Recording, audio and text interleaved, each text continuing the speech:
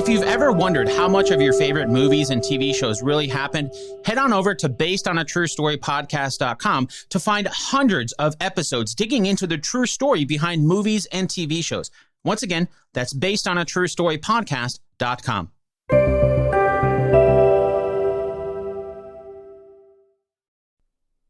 What's up, everybody? Welcome back to Remember the Game. It is our retro gaming podcast where every week a buddy of mine and I, blah, blah, blah, you know how it works. I am away on holidays this week. I'm not doing anything exciting, just some housework and getting a bunch of odds and ends done, but that means there is no RTG to drop on you today. But never fear, my friends. I've got over 300 episodes of Expansion Pass waiting over in our Patreon archives, so I'm rating those and dropping one here on the free feed as a gift to you, and also to make sure that you don't have to waste your Wednesday talking to your family or colleagues or anybody else. So this week I'm going back to Expansion Pass 262. It went live about a year ago, last summer, and it is when I say our, I mean my Mario Kart World review.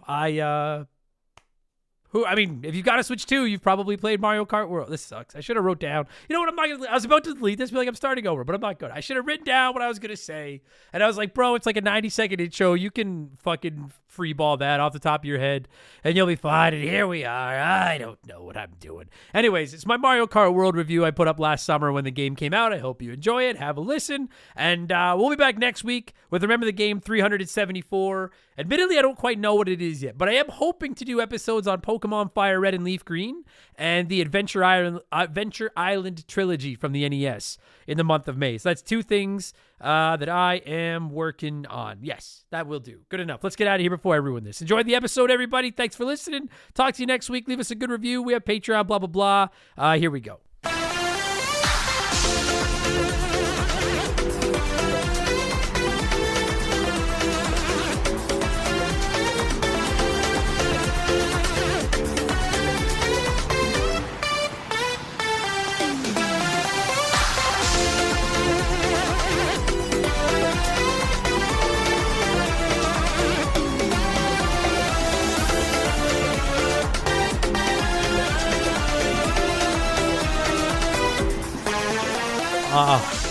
That's so fucking good, buddy. There's some great fucking music in this game.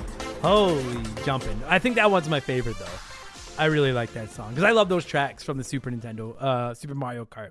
Good shit. Okay, I usually find modern game reviews tricky because I'm trying to avoid spoilers for the game so everyone can listen to the show. We'll also talk a little bit about spoilers. We'll also try to touch on every aspect of the game. And I don't like to write full scripts. I just like to write bullet point notes, but then I'm afraid I'll forget something. This one's going to be a piece of cake. There's not a lot to spoil, which really, really helps. And it's just a franchise I love so much. And it's the game I've probably been the most excited for the last 10 plus years. It's a new Mario Kart. And like I said, I think I've played it every day since we got back from holidays. Every single day. So I've got lots of time sunk into it now. I've played with every mode. I've gone online with it. I got lots to talk about. Lots of experience to draw from. Ready to go with this thing.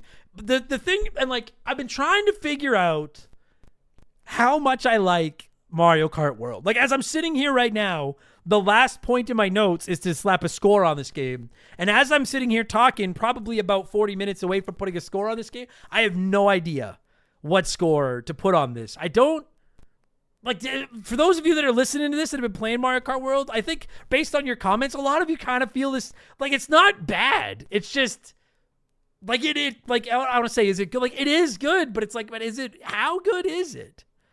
You know, I don't, because, like, make no mistake, I do like this game. I like it a lot. And I think the number one thing going against Mario Kart World, the two things going against Mario Kart World are the price tag and the fact that it isn't Mario Kart 8. And I don't really want to even weigh in on the price tag thing. I'll talk a little bit at the very end of this about my general impressions of the Switch 2 and if I think this game makes it worth buying a Switch 2. But I think you've either decided, okay, I'm willing to pay what they want for Mario Kart, or I'm not. So I personally, the price tag doesn't bother me because I've decided I like Mario Kart enough. I'm willing to pay what Nintendo wants for it. So that price tag doesn't bother me. following Mario Kart 8 is tough. And people, some have said it's not fair to compare it to Mario Kart 8, which is something else we're going to get into as well. And I don't necessarily disagree with that. Mario Kart 8 is the GOAT.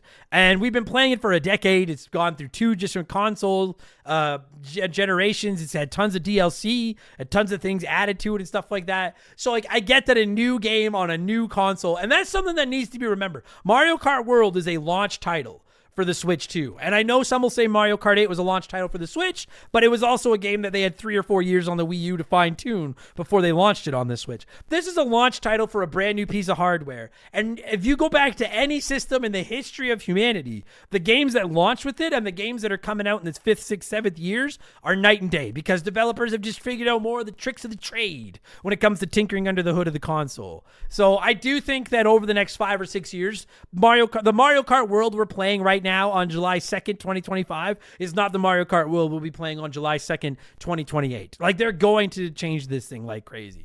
And I know that. My general thoughts on the game, I like it. I like it a lot. It's a lot of fun to play. We did a kart ranking episode way back in the earliest days of Expansion Pass. I'm not going to re-rank everything because none of my other rankings are going to change. But if you're asking me, Adam, where would you slot Mario Kart World in? I'd probably put it at number 2 right now. My top 3 Mario Karts would probably be Mario Kart 8, Mario Kart World, Mario Kart Double Dash. I do think I would put World ahead of Double Dash, just for a couple of reasons that we're going to go over on this episode. I don't think I'm as in love with the gameplay loop as much as 8. There's not as much content as far as all the tracks and stuff, but that doesn't matter to me. There's one major change they made to this game that I just don't love. But then there's also one major change they made that I love more than any Mario Kart they've ever done. And those have nothing to do with how it plays, which they've also changed a bit. So let's get into that. If you have not played this game yet, the power sliding is back when you're going around corners. And it took me probably a week to deprogram my brain and get rid of that muscle memory from Mario Kart 8 and adjust to playing Mario Kart World. Because, well, you still have the classic when you go around a corner, hit the right or left trigger, do the power slide, and the sparks go blue to gold to purple, and you get the turbo boost when you take off. It also has this new kind of grind when you're on a straightaway. And that's where if you're not touching the analog stick at all and you're not going left or right, when you hit that power slide button, then you'll do the classic little hop, and then you'll start almost doing the power slide straight forward. And you're not really picking up speed while you're driving straight ahead, but you are getting the blue to gold to purple spark. And the further you let those sparks build before you let go of that power slide button, it's the better boost you'll get, just like coming out of a turbo slide. And it's become such a critical part of the game. And at first, when I started playing it, I was like, I don't like this because I'm a power slider. I'm that guy. Like, I like the snake mechanic on what was that? Mario Kart 7, I think. The snake mechanic where you could power slide back and forth. I'm a snake guy, And so to be playing this one and to know that, like, it doesn't want me to power slide on these straightaways. It wants me to just hit jump. It took me days to get my brain around the idea of, like, make sure you are not turning left or right fucking at all before you hit that jump button if you want to do the straightaway one. Because otherwise, you're on a long straightaway. I go to hit the button to do the jump into that grind, and instead I'm power sliding to the left or right because I was at a slight turn angle when I hit that fucking jump button. And it took me a long fucking time to get a feel for that. And then the other part of it is while you're doing that straightaway jump or that straightaway grind, when you let go of the power slide button, then you'll do a jump in the air. And that's what you use to either land on a rail or something that you can grind on, or to jump up onto a wall and drive along the wall like at 90 degrees. And I've seen some clips online of players that have gotten like fucking Spider-Man class at grinding on a rail, jumping onto a wall, jumping off the wall onto another rail, up onto a power line. You're constantly boosting while you're fucking doing it. It's pretty impressive to watch. I gotta be honest, like I have won races online. I have won races on the higher difficulties. I consider myself a pretty competent Mario Kart player, a rare franchise where you won't hear me say Adam sucks at video games. Excuse me. But I have really struggled with getting a feel for this jumping onto the walls, jumping onto the power lines, grinding on the rails, things like that. And there's a lot of rails where if you fucking grind and you don't jump off at the right time, it ends up being more of a hindrance. There's so many places where you grind and then at the end of the rail, you go out of the course and you got to wait for Lakitu to fucking put you back in. So the game definitely calls for a lot of experimentation and fucking around and trying the tracks and learning the shortcuts and things like that. And while I do appreciate that they've opened the door to a higher skill ceiling when it comes to the grinding and the jump boosting and stuff like that, I haven't really felt the need to fuck around with it too much. And it hasn't really hurt my ability to play online. Sure, if I was to play on like the highest level against people that know all the shortcuts and stuff, I'd get absolutely decimated. And I do like that they've added more shortcuts and things. But I do wonder, I don't know, because it hasn't been an issue yet, but I do wonder if as the longer this game is out and the more experienced players have to practice before new players pick one up and hop in, I wonder if it's going to kind of, what's the word I'm looking for? Glass ceiling new players where it's going to take them a long time to get up to snuff with what the experienced players can do with shortcutting and things. Because the thing is, like, when you play online, it does have your ranking points, but I haven't really found, like, I've still only have about 3,800 points. You start with 3,000. I still only have about 3,800. I've been playing more offline than online. I've just recently gotten more into the online aspect, and I've been playing against people at 6,000-7,000 points, and I haven't found myself outmatched or anything. And I haven't gone up against a bunch of people that know every shortcut and never touch the ground, like they're playing the ground as lava with the shortcuts they can take through these tracks. So I'm hoping that doesn't become an issue for players as it goes on, because as someone that likes Mario Kart a lot and likes the way this one plays, I have very, very little interest in trying to master this, like, grind on rail, jump onto the wall, up onto a shortcut and around. Like, I just want to race. So I'm hoping that doesn't become a barrier to entry as players get better at the game. This episode is sponsored by BetterHelp. I don't know about any of you, but there aren't many aspects of adulthood that have caused me more stress over the last 25 years than money. When I was in my 20s, I looked at a new credit card like it was a bonus, and I dug myself a pretty deep hole that took me years to climb out of. Financial stress can keep you up at night, impact your relationships in a negative way, and mess with your mental health. A therapist may not be able to help you manage your money better, but they can help you manage the stress, shame, or anxiety that comes with financial issues. They can help you build better coping strategies and relationships with money and feel less alone in the process. If you're thinking about giving therapy a try, consider BetterHelp. Fill out a quick questionnaire to let them know what's on your mind, and they'll set you up with a therapist that you can meet with online. And with over 30,000 fully licensed therapists on their roster and over 12 years of experience of matching people and therapists, you can be confident they'll find the right fit for you. And to sweeten the deal, if your pairing isn't working, you can switch therapists anytime. BetterHelp has served over 6 million people globally. Why not give them a shot?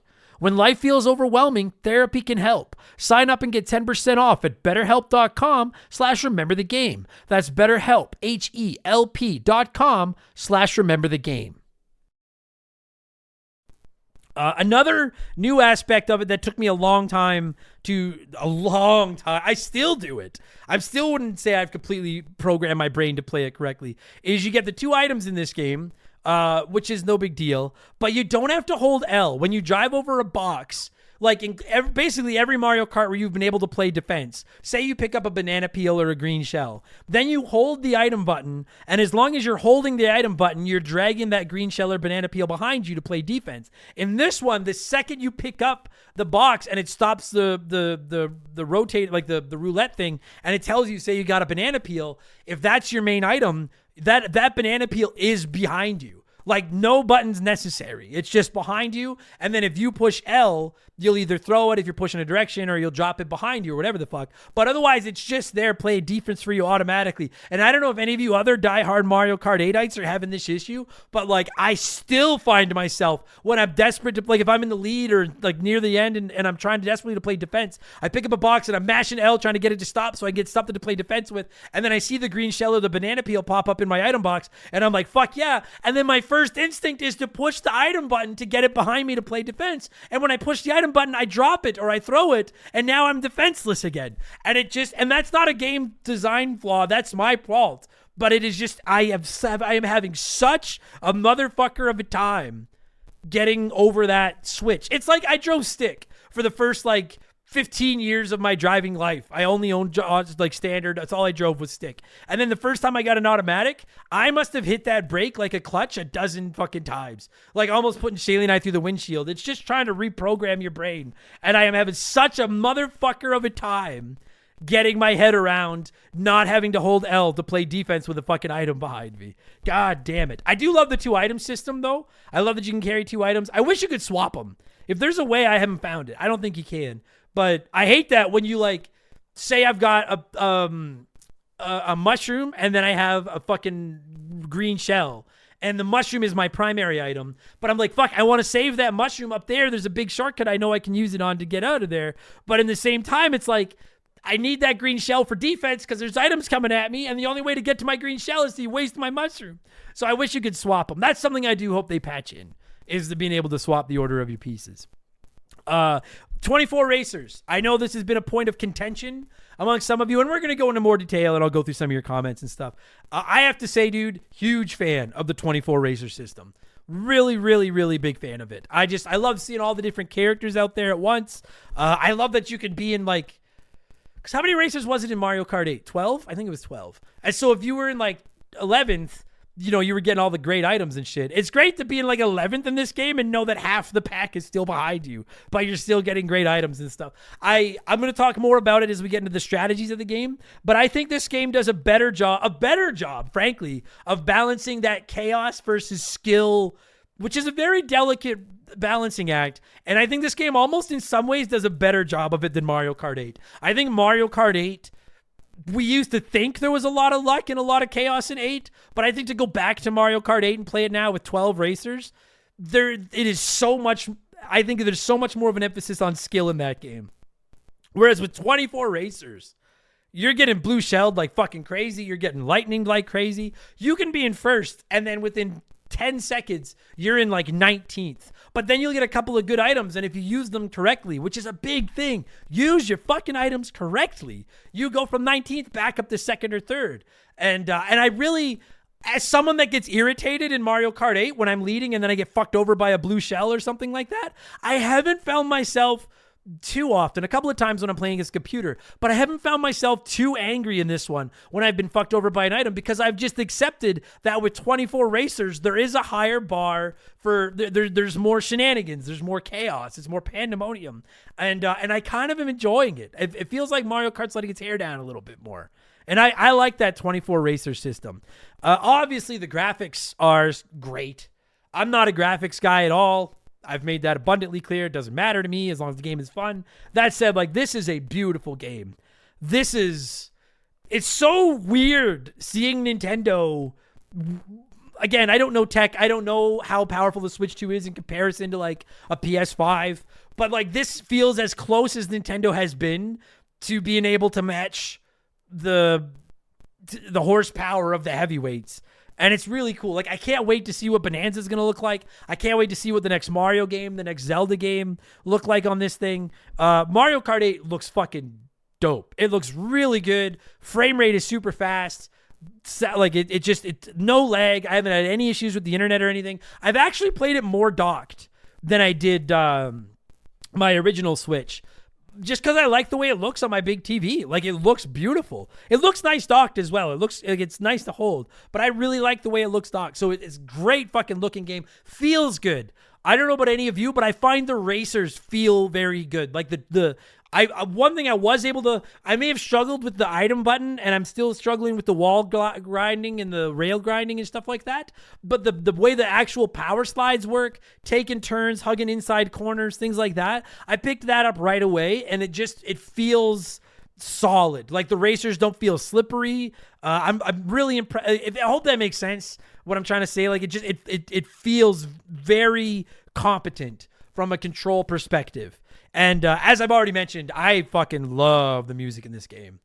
Like that Koopa Troopa Beach, or that Koopa Beach theme is fire. They redid Wario Stadium from N64. There's a whole bunch of classic themes that are redone, like Mario Circuit, and they sound awesome. The music in this game is there's so many classic themes redone for it, and if you're a longtime Mario Kart fan, you will enjoy the music in this one. It sounds really fucking good. The CPU I find much tougher.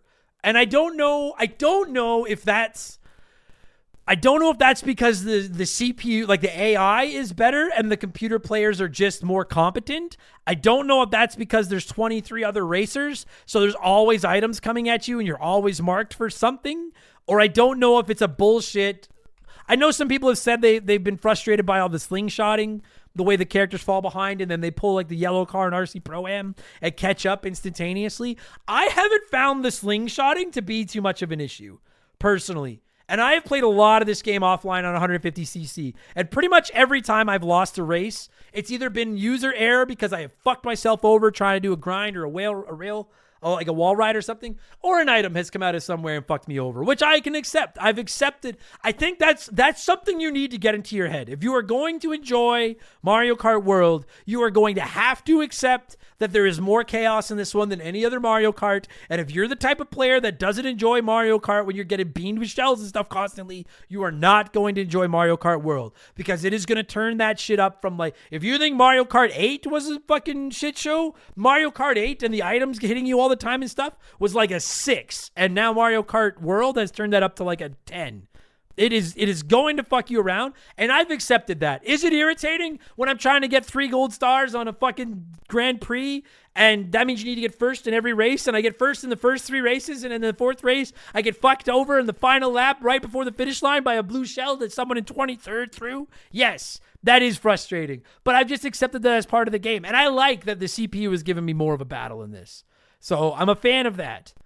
Even though some of you aren't. And we'll talk about that more in a minute here. Let's get to some of your comments. John Truckosaurus says, I love this game. This is the definitive Mario Kart experience. It looks gorgeous, plays super smooth. Knockout Tour is a fantastic addition. My 2 minor criticisms are I wish there was a little bit more to do in free roam, like a story or something. And where in the fuck are the Koopa kids? Other than that, it's a fantastic game. Fuck the crybaby haters. We'll get to the free roam in a minute. But I did want to quickly touch on the roster in this game is huge. And we knew going in, it was going to be big because we had seen in the previews, Cow, Penguin. If you can name like the fucking like bees are in this, like the number of characters you can play as in this game is fucking wild. That said, I agree. And it genuinely irritates me that the Koopalings are not in this game. I get that Bowser Jr., that little fucking accident is there, and that's all well and good. But you're really telling me that there's more demand for fucking Monty Mole or fucking the bat from the fucking Wario Cave levels to be playable characters as opposed to like Iggy and Lemmy? Like, suck my ass. The Koopalings should be in this game, and I'm sure we're going to get DLC racers later, which we should get. If the Koopalings are not included by the end of this game, then it will... I don't know if I could ever bring myself to replace Mario Kart 8 if you never give me the Koopalings. I know you need DLC, and maybe they were like, you know what? People are going to... We can't come out with DLC and be like, hey, everybody, buy our DLC, and you can race as the bee. You know, now you can be the cow from Moo Moo Farms. Like, no one's going to give a fuck. Whereas if you're like, hey, the 7 Koopalings are available... And I know some of you are going to be like, that's greasy to take characters people want, put them into DLC. And all I have to do is say back to you the first time meme with the noose. Like, it's what game companies do now. The Koopaling should be in there. I agree. Leroy Jenkins said the open world and challenges in there are a breath of fresh air, but I still feel like I'd rather just have more lap-based races. Maybe I just need to get better or to start getting more than just fucking coins and bananas when I'm in 5th fucking place. The different costumes also seem like kind of cheap rewards. I personally would trade in a pizza making Luigi for Link. Since you gave him to us in 8 and now you took him away and replaced him with a fucking piranha plant who couldn't possibly drive a motorcycle with his dumbass pot that would just fall off the seat. Altogether, I would say 6 out of 10. I think 6 out of 10 is low.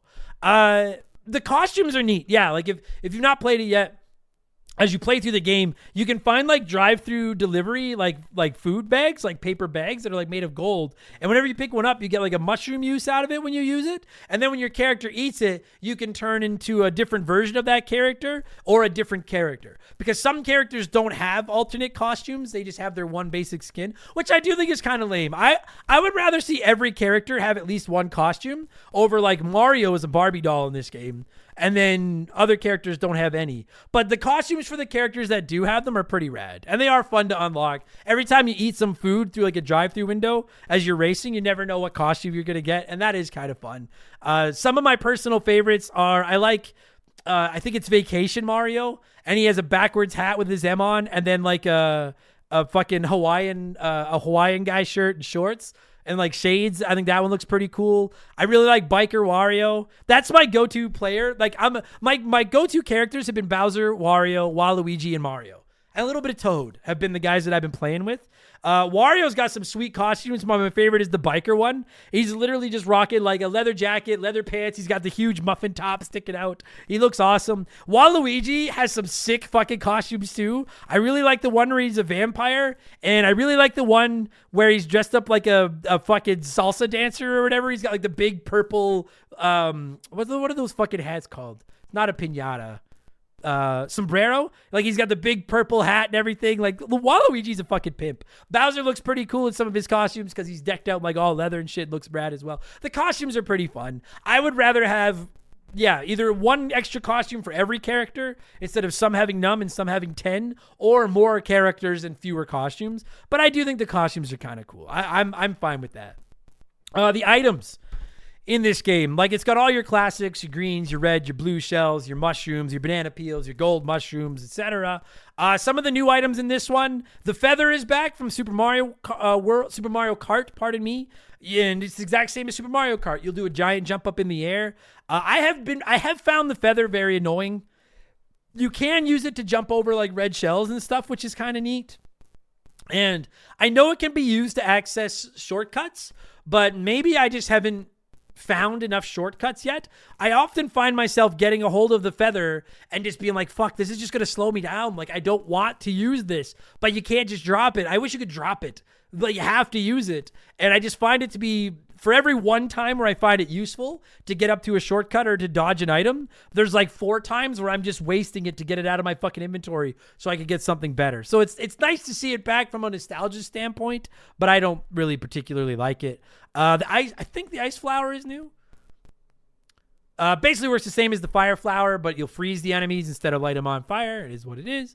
The coin block, instead of getting like a bomb block that you can drop down and people drive into and explode, you'll get a question mark block, and then once you start mashing the button to use it, you keep punching it and you get coins, because you can carry up to 20 coins in this one, and as is tradition with all Mario Kart games, the more coins you have, the faster you go. The Mega Mushroom is pretty awesome. You eat the Mega Mushroom, you get huge, and then for like 10 seconds or so, you're pretty much impervious to damage, and you can run over everybody and stuff like that. There's a new 4th shell, the gold shell, and if you throw it, it goes through the center of the track and just drops a big trail of coins behind it and takes out anyone it hits before eventually it explodes. If you're low on coins and you see a gold shell get by, I'm telling you, in my opinion, it is worth deviating from the, like, unless you're like coming up on the finish line. If you're just in the middle of a lap or whatever, take a second, take a little bit of a detour, fall in behind that gold shell, because you can go from like 2 coins to 20 like that.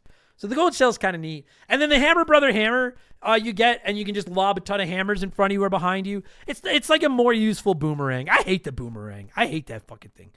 Most of the old items are here too. They play mostly the same. A couple of things I've noticed though is when you get blown up by a shell or you hit a banana peel or whatever, I don't find your burnout time, your crash time, to be nearly, like the time penalty to be nearly as severe as it was in previous Mario Karts. Like, you'll pick speed up again pretty quick.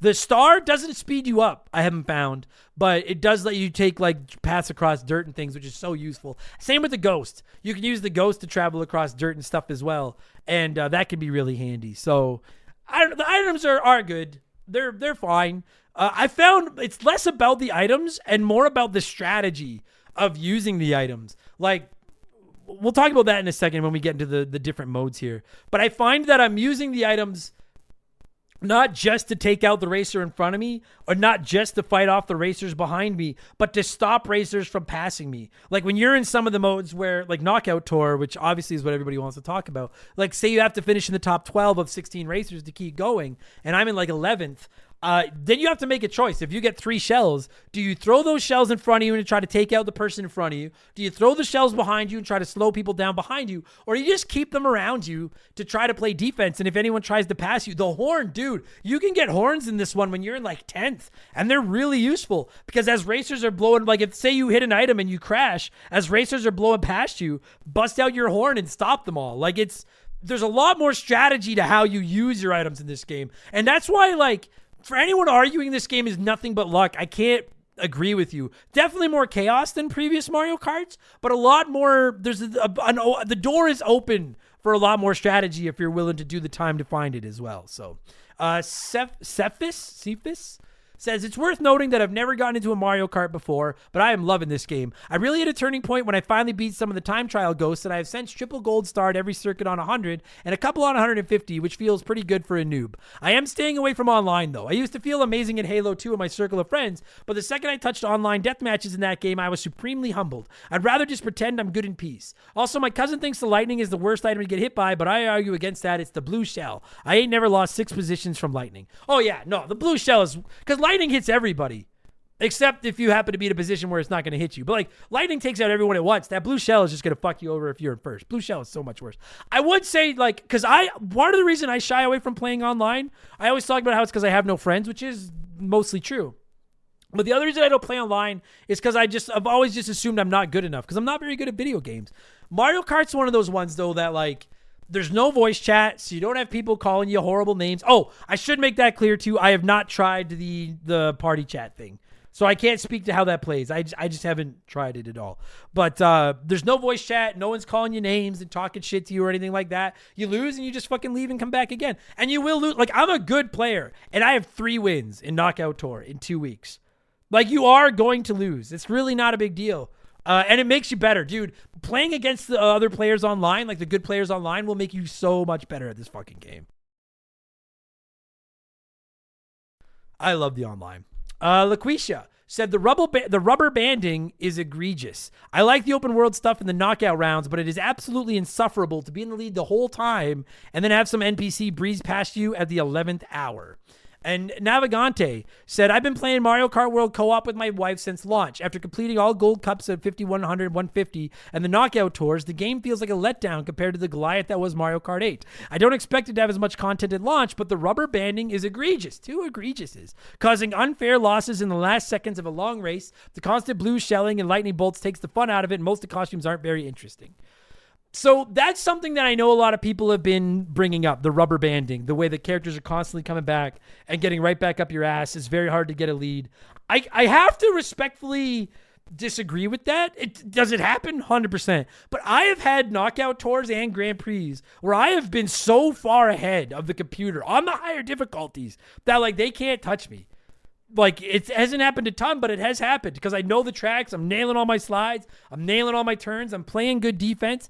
I think that I like the way that the computer players are constantly bouncing back. I find it boring to basically be lapping the field. I want everybody right up my ass. I want it to be intense. And is it frustrating when you lose at the last minute? Sure. But you just, again, I really think you just, to truly enjoy Mario Kart World, in my opinion, you need to accept that that is what's going to happen. And if you don't, that's totally cool. Like, not a shot at Navigante or LaQuisha or anyone else that wrote in about that. But if you don't, I just don't think you're going to enjoy it as much. I just accept that that's part of the game and that's what's going to happen. And then when it happens, I'm like, fuck, here we go. I just kind of laugh it off and go on with it again. It really doesn't bother me as much. But I have found it substantially harder to, like, I've only 3-starred a couple of the Grand Prix because I keep losing one race.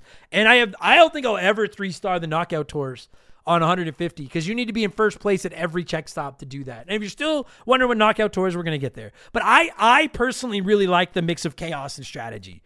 Like, using your items to play defense, sandbagging a little bit. Dude, sandbagging is a genuine strategy in Mario Kart World. Instead of trying to get into first and run away, get in second. Get in second for a couple of laps and just stay within arm's length of first. Let them take the brush of the blue shells and things. Hang out just behind them. Like, pick your spots to me, like, unless you're trying to get the first place for every single lap, just staying in first place is, I found more success just hanging around in the top 3 and then making my move in that final lap, as opposed to just trying to pull away from the track. I've had some races where I've pulled away from the pack, and I've had some races where I've pulled away as well. So I like that chaos, but I get why it's not everybody's flavor of kart, for sure. Super Koopa says, all in all, it's a pretty good game. The addition of Free Roam and Knockout Tour were exactly what Mario Kart needed after 8. I do have one complaint against this game. The long, wide straights during 50cc and 100cc races are torture. I play 150 by myself, but I have to play lower with my kids. I'll take it one step further, Supa, and just say, there are some points in this game, because we're going to get into the tracks here in about 2 seconds. But there are some points in this game where you're basically racing from one track to another, and even some of the tracks themselves, there are long straightaways. And I think the game is trying to get you to use that jump, straightforward power slide mechanic and grinding on rails and things like that. But I have to agree, dude. I find that there are portions of this game where I am just like, this sucks. Like, give me some turn. My favorite thing about Mario Kart is just power sliding around one corner, jumping and power sliding the other way, back and forth, fucking just threading the needle and hanging down to that inside edge. And in my opinion, I agree, there are just way too many instances in this game where it's just straightaways, and it can get really... It's the best time to use your items like your bullet bills and your giant mega mushrooms, but it can be really boring. And it can be frustrating when you're in the lead and you're not getting any items and you're just getting hammered by everybody. Some of those straightaways can get pretty lame. I agree with that. One of my biggest criticisms of this game is the courses, which we'll get to. Rock Candy said, for the most part, it's a great game with fun new mechanics. Some of my favorite costumes consist of the Aurora costume for Rosalina, the pirate for King Boo, and the biker for Yoshi. The shortcuts in this game where you're grinding off rails and driving on walls are so satisfying to pull off. Some complaints I have, the steering in the water and the glider is so agonizingly slow, and it's such a drag to have to go through those parts. Personally, I would prefer 12 racers instead of 24. 200cc is the only reason I prefer 8 Deluxe over Mario Kart Double Dash, and I hope they add it soon. There are so many segments in this game where you're just fucking gliding through the air too, and it's so boring. I agree. Way too much, like 80% of the game, 90% of the game is just pandemonium, balls to the wall, items fucking everywhere, and then 10% is just driving across water or a straightaway road or flying through the air and nothing's happening, and I fucking detest it. I agree with you. And it's my biggest criticism of the game. I agree with you. And I disagree on the 12 races over 24. I like 24 better. And it definitely needs... This game is meant to be played at 200cc. We need 200cc. And it's coming. If I remember... I may be wrong, but if I remember correctly, they had to patch 200cc into Mario Kart 8 as well. So I think they will. But we need 200cc. Let's get into the game modes. This open world... people keep talking about. This is one of the modes. As soon as you fire the game up, you can do it. You can do it between races. Free roam mode.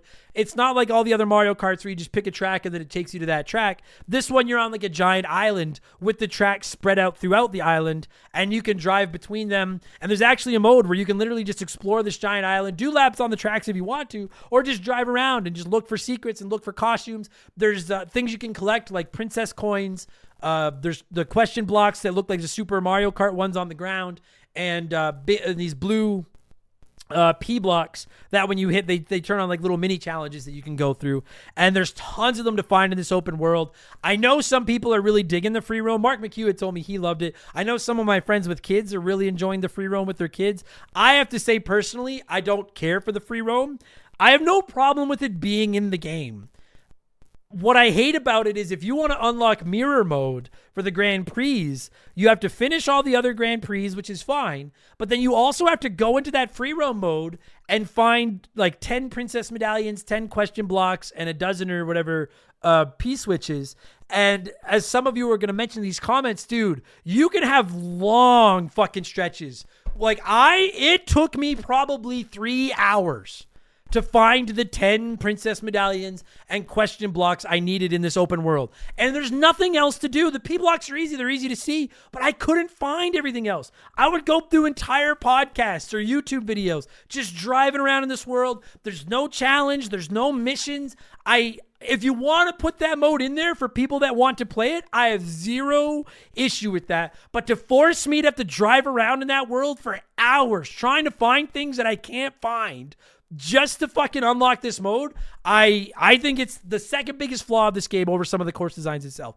I don't care for it. I'll never, now that I've unlocked mirror mode, I can safely say I will never turn on the open world mode again.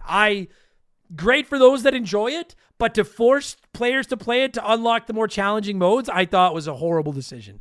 And I thought it was boring and not the least bit entertaining. Because the other problem with it, and this ties into these open world courses, is it's not like you're driving around the Mushroom Kingdom. You're driving around a desert. You're driving around like a city. You're driving around fields and stuff. It's not like if it felt like I was driving around levels from Mario games and shit, it would have been so much more fun.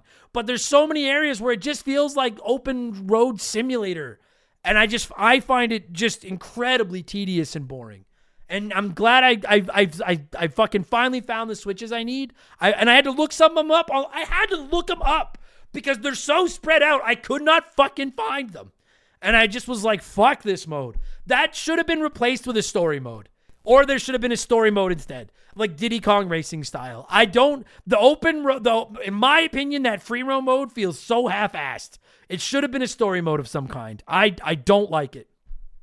I like that it's optional, except for the fucking mirror mode being hidden behind it. Cathode J said, initially I wasn't impressed, but I suppose I'm going to like it more with each session. I like the fact that you can travel between the races, even though those parts aren't as fancy as the main tracks. However, there are some questionable quality of life decisions. Minor ones like skins should have been grouped under characters, and some major ones like the lack of a P-switch / coin tracking feature that kills the free roam experience are disappointing. The world is great and Knockout Tour is a blast. Let's just hope it gets patched. Please, Nintendo, listen to your fans for once. Agreed. Like if you want, it is such a fucking slog. Fuck that open world mode, man. Oh my God. Patonga 28. I'm not going to lie to you, Patonga. I'm going to cut your comment down because it was well said, but this is pretty long. Patonga says, I'm enjoying the overall feeling of this game and have had fun playing local multiplayer versus with my wife, who usually enjoys watching me play more than actually playing herself. We've been using the wheel attachments, and she said she found it easier to play with the tilt motion controls than the more traditional controls of previous carts. That's crazy. I feel nostalgia is necessary to get the most out of free roam with the fantastic reworked classic Mario soundtracks that play along throughout the mode, but aside from treating it as a chill memory lane, there isn't much else to sink your teeth into behind some hide-and-seek coins and P-switch challenges. Awful.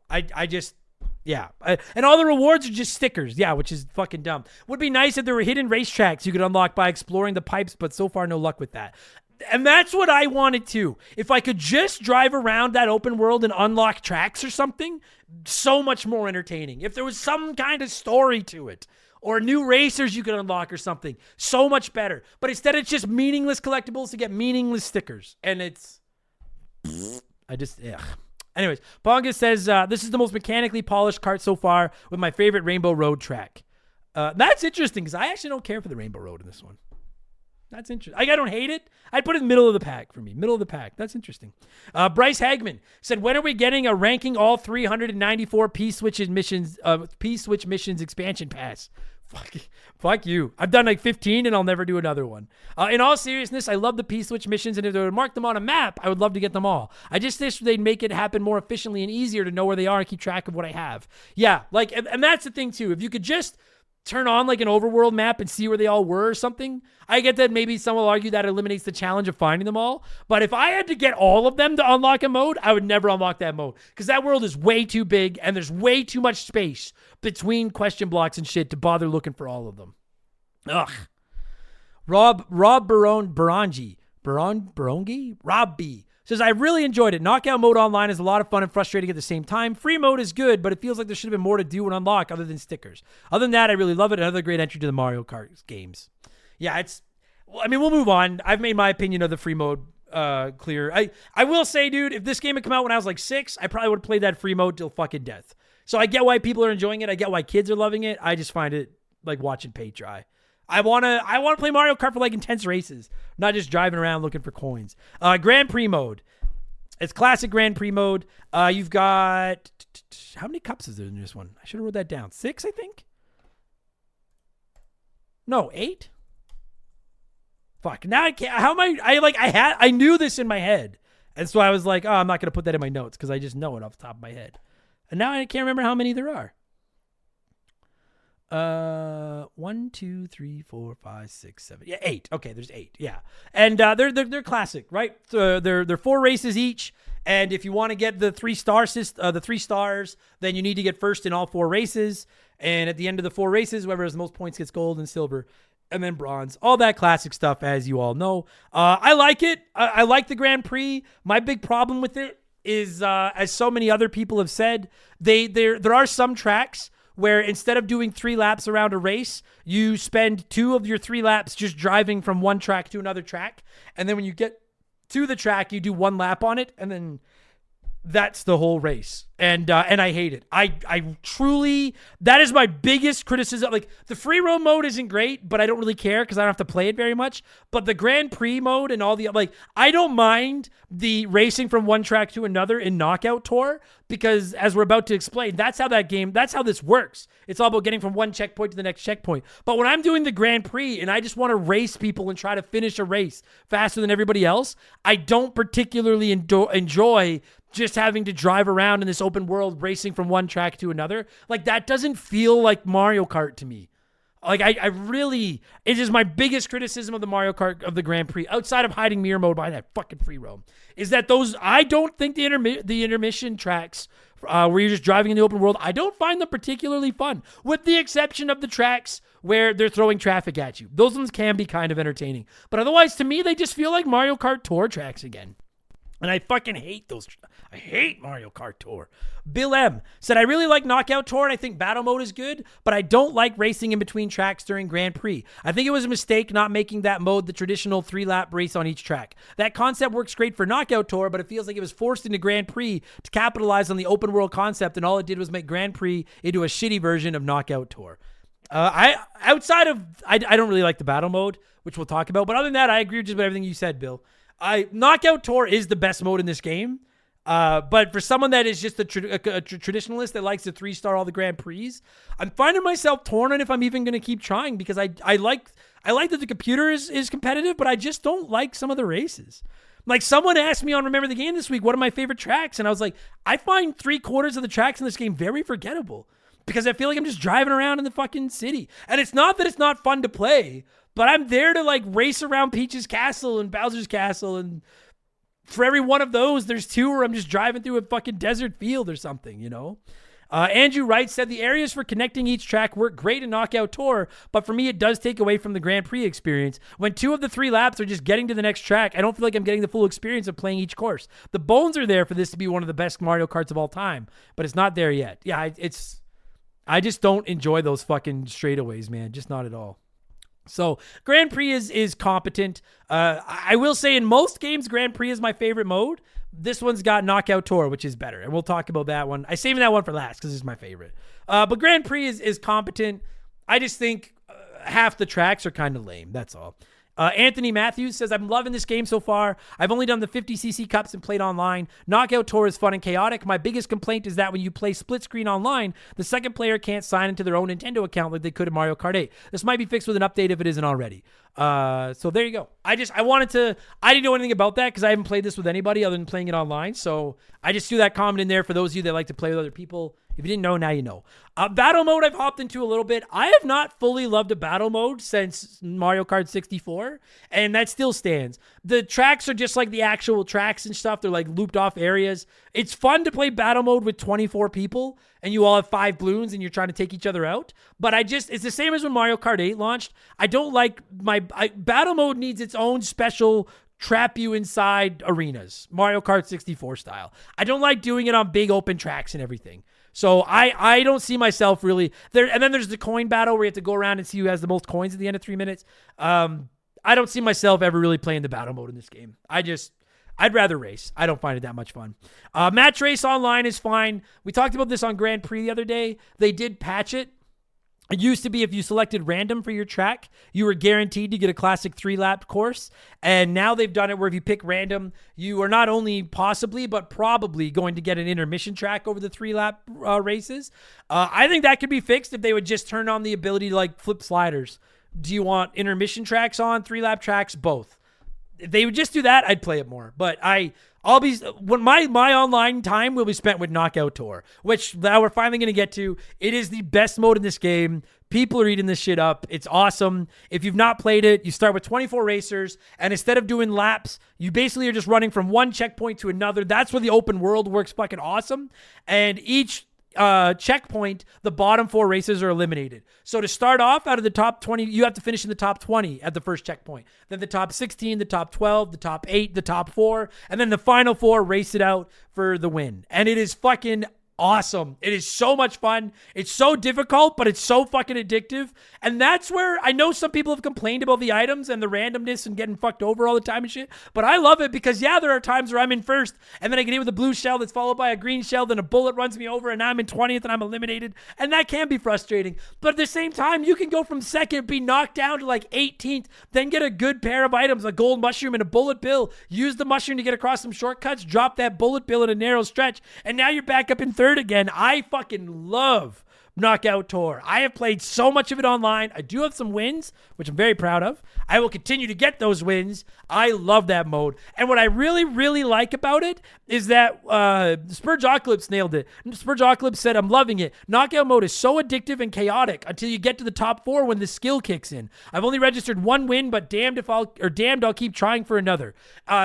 That's one of the things I love about it is the further into a Knockout Tour race you get, the more skill is involved. When you're racing against 24 people and your goal is to just get to the top 20, it is just fucking pandemonium. You're just hoping you don't get hit by the right items. Just try to stay somewhere near the front. Those are where I don't even want to be in first. I'm good being anywhere from like 3rd to 6th, just up near the front of the pack. So if I get hit by an item, I'm not fucked, but I don't want to be the blue shell target. So I just stay right around the front and it's so much fun. But then as it whittles down and there's fewer players, by the time you get down to even 8 and you're trying to get into the top 4, it can get pretty tough. And then when you're in that final 4, that is Mario Kart overtime, buddy. It is fucking sick. And it's all strategy, and people are getting great items in the top 4, and it is a fucking blast. Knockout Tour is the best thing to happen to Mario Kart since online play to begin with. It is the mode in this game for me. It is the one I find myself playing the most, both against the computer and online. It's my favorite mode. It's probably my new favorite mode in any Mario Kart ever. It is the exact thing I have been wanting. It's if F-Zero 99 would have just let you keep doing those, like, because that's what Grand Prix mode was in F-Zero 99. If it would have just let you do that all the time instead of constantly taking it away and adding it back, I probably would have kept playing F-Zero 99. I fucking love this mode.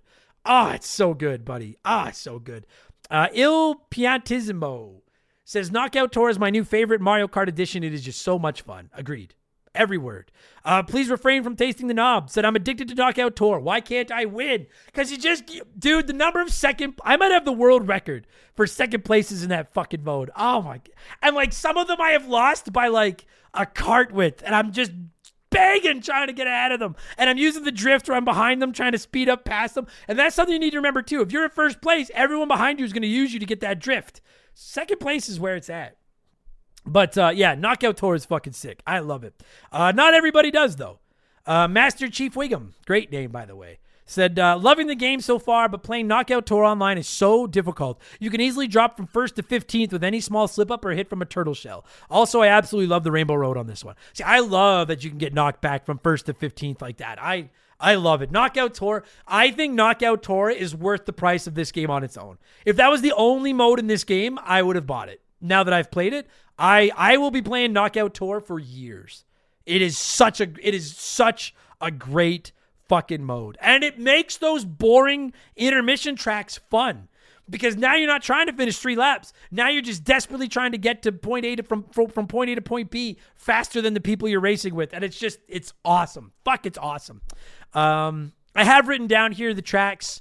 I feel like I've made my feelings on the tracks known. Super Dave says, for all the talk of the intermission tracks of straight highways needing lower skill to master, they still end in one of the core 30 racetracks in which track knowledge is still essential to get a good result for the final push. Yeah, I disagree that the intermission tracks need lower skill. I just find them boring. Although not as much, again, in Knockout Tour. In the Grand Prix they are. In Knockout Tour they're fun. And for those of you that are wondering, I think my favorite 3 tracks in this one so far, I do love the Koopa Beach track with that music I just played earlier. I love that fucking track. I like the Donkey Kong arcade machine one. which is really rad. Vic to the Face said, I'm absolutely loving it. It's also a game literally my 2-year-old can pick up and enjoy with all the automation, or myself for an actual competitive go. Also, some of the tracks are insanely creative. I especially love the Donkey Kong race where you're essentially racing through a DK arcade game. It's pretty rad. Like, it is kind of a straightaway one, but that final track, you're like trying to dodge barrels and shit, and you're literally racing up a Donkey Kong machine. That's a great fucking track. Bowser's Castle in this one is really good, and I really like Mario Circuit. It just reminds me of classic Mario. So, yeah. So that my biggest complaint about the game are the intermission tracks, but my biggest plus to the game is Knockout Tour, which really shines when doing it on the intermission tracks. So, hope that makes sense. Kind of getting ready to wrap this up. A few more of your comments, and I'll slap a score on here. Austin, says the game is all right. It's not bad, but it doesn't hit the same itch that Mario Kart 8 does. I think that's due to how the maps are tied to the open world and have some awkward track borders, kind of like the Mario Kart Tour tracks did. Dude, I found that too. But I find myself, especially one of the greatest items you can get in this game is that gold mushroom. Because if you're good with it, and it's one thing to use it on a straightaway and just blow by some opponents, but it's best used when you're coming into a place where there's a bunch of turns. If you can rip across fields and not have to take the turns, because the penalty for going off-road, especially when you play a fat character like I do with Bowser, is brutal. If you can use a mushroom or a ghost or a star and rip across the dirt and cut through some turns, it is insane the ground you can make up. But I find that too. Sometimes I don't know where the boundary to the track is, and then I end up going out of the boundary and suddenly I'm going to picked up by Lakitu when I don't know. Fucking drives me bananas. It's that fucking open world concept. They don't put up any fences to tell you where to stay, and it fucking makes me crazy. Mo said, whoever thought to add an interstate or freeway to Mario Kart needs a raise. Flying down public roads, slamming other races into oncoming traffic is so much fun. That is where the intermission tracks are at their best. Like, if you listen to my recent Mario Kart 8 track ranking episode, Toad's Turnpike was incredibly high on my rankings. I love the Mario Kart tracks where I'm trying to dodge the traffic coming at me. And this one, like, there's so many carts doing things. Some of them are spitting mushrooms. There's Hammer Brothers throwing hammers at you. It's fucking sick. I like that as well. Daniel Cook says, generally speaking, this game is fantastic. The one thing I think it's lacking are the outrageous fantasy courses, like the giant bathroom course. But who am I to tell Nintendo how to make a kart racer? Yeah, I agree with that. Obviously, the big thing this game needs is more tracks. We're all going to want that. We're all going to want DLC. I would be floored if we don't get DLC for this game. And I really hope that when we do get it, it is a vast majority actual racetracks and not more of these intermission ones. And like, yeah, maybe just give us pipes to drive into, and then you can send us anywhere you want when we come out of that pipe. And like, especially if you can make it seem like, I don't know if the Switch 2 is capable of that, but like for any of you that have played Ratchet and Clank Rift Apart on the PS5, one of the coolest things about it was that you'd go through a portal and like instantly be in the new area, and like it was the same time. If they can make it at least semi-smooth, that transition where you go through a pipe and then just come out to a new area, then you could do the bathroom courses. You could do all kinds of crazy courses. I would love that. I think that would be that's what I want. I want a Mario Kart. Remember they made that Mario Kart in VR you could play where you like get the remote control one and driving around your house? Give me one where I'm ripping through a living room like that. Like stuff like that would be awesome. I hope we get more tracks like that as well. PBQ says, it's hard to go from 96 tracks and ingrained gameplay mechanics of the last 8 years to something new, but it's also refreshing and filled with, oh man, look at that moments. Knockout Tour is brilliant, Glee's a delight, and throw the controller frustration. It's Mario Kart. It's a good damn time. Agreed. Justin Bailey says it's a good foundation to build on. Free roam is great. Nice change of always having to race. The new courses are fun. I think it's unfair to compare it to Mario Kart 8. That game has been around much longer with more time for improvements. Give World some time and it will be just as good, if not better. And I think that's a fair point because I compared this to 8. You compare this to 8. Everybody compares this game to Mario Kart 8. Part of the reason Shayla and I don't have a new CEO for Remember the Game yet is because we're worried that we're just going to compare her to Molly. Whoever we get will just be like, you're no Molly. And that's how I feel about Mario Kart World. Is it fair to compare it to Mario Kart 8? You're right. Probably not. Mario Kart 8 was the Mario Kart for over 10 years. And it's got so much content, so much DLC, so many copies sold, like 80 million copies sold or something like that. Mario Kart World's been out a month and it's a launch title for a brand new piece of hardware. So I agree with you. Like, we need to give it some time. If it keeps selling like it has been selling, we're going to get more content for it. We'll decide. Let's decide in 5 years. Let's decide at the end of the Switch 2's life cycle. Was it as good as Mario Kart 8? Because like right now, 24 racers, better. Graphics better. Frame rate better. Music better. Knockout Tour, way better. Tracks not as good. That's really like the only thing I miss about Mario Kart 8 are the tracks. Because the tracks are just so superior in 8 than they are to World. But you're right. I'm going to give it time. I feel the gameplay itself feels rock solid. It's fun to play. I'm really enjoying it. And I don't feel any need to go back to play Mario Kart 8. I pray and I think that Nintendo will give this one the spit shine they gave 8. And over the years, they will level it up to that level. I hope so. We all said this, right? With Mario Kart 8, or Super Smash Bros. Ultimate, how are they ever going to top these? And now we're in the beginning phase of them trying to top them. So I agree. Maybe it's not fair to compare it. Before I slap my score on this, a few more of your final comments, and then I'll give you a score, and then we'll quickly talk about whether I think the Switch 2 is worth your money right now. Patrick Immelman says, I'm so mixed on this game. I really enjoy the gameplay, and the grinding is cool, and the open world's neat, but I prefer normal kart. I've still sunk a good amount of hours into it, but I wish the open world was just for unlocking cosmetics and not a whole game mode. And come on, there's no reason not to let us do traditional 3-lap tracks, especially offline. If they wanted us to enjoy the intermission tracks, they should have made them more interesting and not just a highway simulator. Also, for how beautiful the game can be and the Switch 2's capabilities, why are there so many damn desert tracks? Oh, great point. There are so many desert tracks, and they are fucking boring. Even with all those negatives, it's still Mario Kart, it's still fun, and the playable characters are funny. Overall, I can't wait for this game to age, so hopefully they add things like more tracks and quality of life improvements. I haven't seen a lot of people just be like, this is like game of the year, greatest game ever. Most people seem to have something about it they like and something about it they don't. JP Hendricks said, I love it. Yeah, it's got flaws, and Nintendo didn't fully deliver on the open world, but I don't mind. For me, it's just a side feature. I'm here for Grand Prix and the insanely awesome Knockout Tour. Most of the backlash seems tied to the open world hype. Fans expected a lot, hidden characters, missions from Nabbit, etc., so I get the disappointment. But still, the core gameplay is great. My only gripe is how hard it is to unlock the NPCs. I've played a ton of my roster, still far from complete. I just really hope they keep the content coming with updates and DLC. A lot of people think we'll get skins for Pauline and Donkey Kong when Bonanza drops, and I'd love that. Until then, I'll be cruising around this open world, listening to your show, and chilling.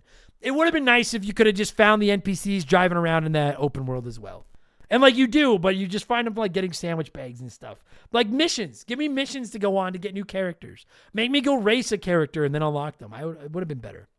Nick Finnegan said, as a single player experience, I'm still on the fence for this game. For everything they do right, they do something that makes me wonder why. I love the open world. I love the attention to detail, the Easter eggs and stuff. The fact that they made the Super Nintendo Mario Kart track part of this world is amazing. Then you get to the collectibles, and I love there's so much to do and find. But after collecting 150 question panels, 30 tokens, and 200 P-switches, I find myself driving around aimlessly looking for collectibles, more time looking for them than finding them. Why couldn't they allow you to spend coins on the map to make it easier to find them? Agreed. Knockout Tour is amazing and a welcome kick up the arse the franchise needed, but why did they feel the need to mess with Grand Prix? I love the idea of driving the next track between races, but I still personally want 3-lap races. I agree. As a multiplayer game with my wife and 2 kids, I love it. It's so much fun. The frantic nature of 24 players makes every race eventful. I agree with that.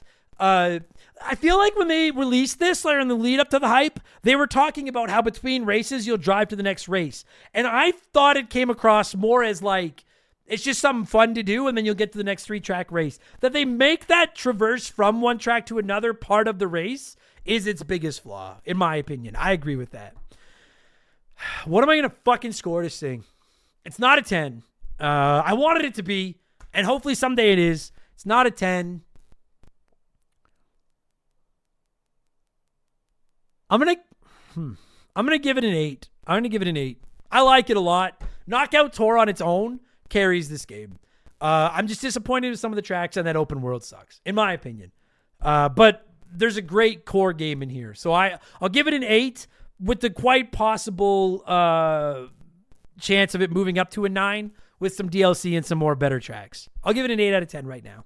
As far as the Switch 2 goes, Doug Walsh says, my initial excitement for this game has diminished with each play session, whereas Mario Kart 8 managed to strike the perfect balance between being a serious racing game with elements of a party game. Mario Kart World has all but removed any notion of real racing. But I shouldn't be surprised, as every recent installment of Nintendo's popular sports franchises has strayed further and further from being an actual sports game. I hate to say it, but I've got major buyer's remorse with the Switch 2. Fast Fusion is great, Mario Wonder looks amazing, but barring any major surprise announcements or overhauling patches of Mario Kart World, I suspect I'll sell my Switch 2 as soon as the Xbox handheld releases. You see? Not everyone loves it. Mr. Snurub said, I'm still on the fence about a Switch 2 this early. I'm still on the fence about a Switch 2 this early. Is Mario Kart World enough to justify 850 Australian dollary dues, in your opinion, Adam? And that's the question that so many have asked me. Adam, is this thing worth buying a Switch 2 for? And what do you think of the Switch 2? And I don't want to dedicate a whole expansion pass to it, so I'll just quickly weigh in on it here now. Keeping it, like, I'm going to put my fanboy bias aside, because I'll tell you right now, if you're a Nintendo fanboy like me and you love Mario Kart, yes, I think it's worth it. I do. Knockout Tour on its own will carry it. And for everyone saying the Switch 2 has no games, it's a fucking brand new system. The PS4 or the PS5 didn't have a lot of games when it launched. The Series X didn't have a lot of games when it launched. It was mostly backwards compatible, and then you kept getting new games. That's what's going to happen with this as well. They couldn't drop all their games. If they had launched this thing with Mario Kart World, Donkey Kong Bonanza, Pokemon Legends ZA, and Metroid Prime 4, there would be nothing for like the next year, and then everyone would just complain about that. I think the better strategy is to trickle things out. I personally, if you're a big Mario Kart fan, I do think this is worth it. But you have to understand, this is the most fuck around, find out Mario Kart ever. If you buy this thing expecting to get like a hardcore race simulator, you're gonna be let down. Be prepared to get fucked over a lot. Be prepared to get fucked around with more items. I do think there's a higher skill ceiling in this game than there's been in previous Mario Karts once you get to that Final 8 and Final 4 of Knockout Tour. But I also think there's so much more pandemonium at the lower end of those tracks, and I personally am all there for it. If you have kids to play it with, I think your kids will love that free roam mode. I would have played that so much as a child. That says now as a 41-year-old man with the attention span of a goldfish, I just can't hold me anymore. I don't think there's a lot else to do with the Switch 2 right now. I will say that I have downloaded the enhanced version of Tears of the Kingdom. It is pretty spectacular. If you're a big Tears fan, it's pretty fucking wild. And I have downloaded Pokemon Violet, which I never played on my Switch, to play on the Switch 2 because apparently the Switch 2 enhanced version is great. Other than that, it's a lot of third-party titles, which we've talked about, aren't selling particularly well. Donkey Kong Bonanza this month, looks awesome. They have now said it was made by the same team that made Odyssey, which has me even more hot and horny for it. I'm pretty excited for Metroid Prime 4. I haven't fired up the GameCube section yet because I've mostly been playing Mario Kart World, but I am stoked to get into it. I did order a GameCube controller, and when Mario Strikers drops, I guess that's the day this goes live, today, I am going to play some of it because I fucking love that game. It feels like a better piece of hardware. It looks great. I do wish it had an OLED screen, but for people complaining about the price, that price would have been even higher if it had an OLED screen. I'm sure they'll drop an updated one at some point. I'm happy with it. Feels good in my hands. It feels like it feels more solid than the infamously said Fisher-Price toy that the original Switch was. I haven't had any problems with my Joy-Cons yet. I like the magnet clips and everything. I've been very happy with it. So, is it worth $850? Or like, I can't remember what it was here in Canada. It was like $730, I think, with Mario Kart World. That's something you need to ask yourself after listening to this review, because I think I explained it better. I have no buyer's remorse. I love it. Can't wait for Bonanza. Can't wait for Metroid Prime 4. Yeah, I'm not so sold on Pokemon ZA, but we'll see how that goes. It's like for more GameCube games, and it's just fun to see some of my classic games in like better versions. It really has made a difference with Tears of the Kingdom. Apparently Mario Odyssey looks a lot better on it too, but I haven't played that one yet. It feels like an upgrade to me, and I play my Switch a lot, so I have no problem with buying it. I hope that answers your question. I'm not sure what else to say because it's a lot of money. I don't want to sit here and tell you to go out and spend that money, but I have no buyer's remorse. Even if Donkey Kong, well, no, I shouldn't say that. If Donkey Kong Bonanza wasn't coming out in the next 3 weeks, I would be a little bit more hesitant to tell you to go out there and drop this money. Because as great as Mario Kart World is, it's obviously not clicking with everyone, and I do wonder long-term if I'm going to get bored of Knockout Tour. But Donkey Kong Bonanza looks like it's going to be a mouthful of a game as well. And between those two and then all my classic catalog, because almost everything's backwards compatible, I found myself playing Tetris 99 again and stuff on it too. I like it. It feels like a substantial upgrade to the OG Switch, in my opinion. So there you go. That is going to do it for the much anticipated, hopefully lived up to your expectations review of Mario Kart World. I loved it. 8 out of 10 with the hope that it gets higher, but 8 out of 10 for me right now. A couple of big missteps and Knockout Tour. Like, I'll tell you right now, if that game didn't have Knockout Tour, I'd be stretching to get to it. I'd probably be a 7. Knockout Tour, well, yeah, Knockout Tour puts it up to 8.5. Knockout Tour is brilliant. Best thing to happen to Mario Kart in years. It's fucking awesome. Only thing to happen to Mario Kart in years, but I digress. Thank you for listening, everybody. Thank you for the support as always. I appreciate you. For all of you that have been messaging me, being like, yo, we should play some Mario Kart online together. I do need to start running up, and I'll try to get into the lobbies in the Discord soon. I've just been busy, but I'll try to get in soon and play some games with everybody, all right? Oh, yeah, and I haven't really been streaming it because I am having a hard time getting it to work with my capture card. No other system I have does that, but it does. Plus, then I got to move my dock from down to up and change all the settings. And maybe someday when I get a second dock for up here, maybe I'll stream it more. But anyways, yeah. Take it easy, everybody. Thank you for listening. Back tomorrow with The Rambling Idiot. If not, have a good weekend. Happy 4th of July to you Yankee bastards. And check it out. Today, the day this goes live, remember the game turns 7. So have a slice of cake for us. Thank you for getting us here. And here's to 7 more years of me yelling about video games into my microphone like a dumbass. Take it easy, everybody. I'm not even going to play the Super Mario World theme to end. I'm just going to play that Koopa Troopa beach track again. That Koopa beach track because it's so good. Take it easy, everybody. Cheers. Ah, you son of a bitch.